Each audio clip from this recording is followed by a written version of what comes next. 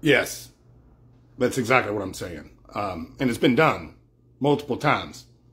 Admiral Richard E. Byrd did it in 1928. Sir George Hubert Wilkins did it in 1928. Flew beyond and found the Ancestral Republic, and I'll show you on the map here in a second. But also in 1956, Admiral Byrd flew 2,300 miles beyond the South Pole and found more land in a different area. So that's the three that we know of. And then, what was his name? The Iron Republic book was E.W. Barrington, and he claimed to find the same thing. Only he traveled by boat and found what he called the Barrington Strait, which was an opening. And he went through and then went for months and then found more land, which was the Ancestral Republic. They called it the Iron Republic, Ancestral Republic, but I think they're both speaking of the same lands.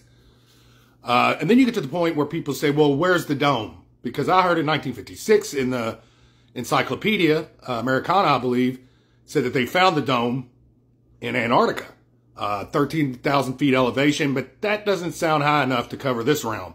And we've been way higher than 13,000 feet. I think we've been, I want to say almost 300,000 feet. So the dome is much higher than 13,000 feet, but is there a dome there? Yeah, obviously. It was in the encyclopedia.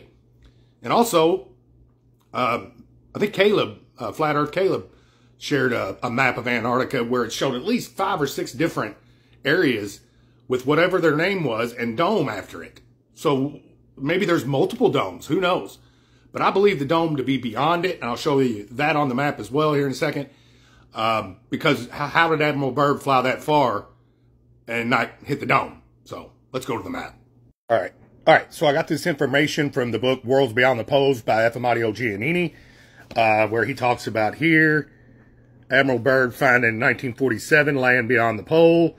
And here in 1928, pointing to the same area, Admiral Richard E. Byrd and George Hubert Wilkins found land beyond the pole.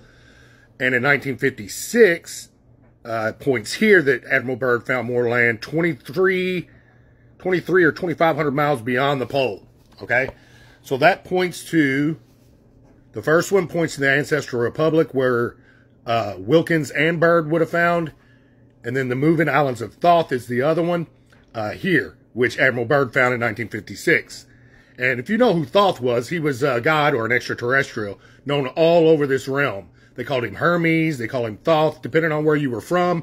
They had different names for him, but that's where we believe he was from.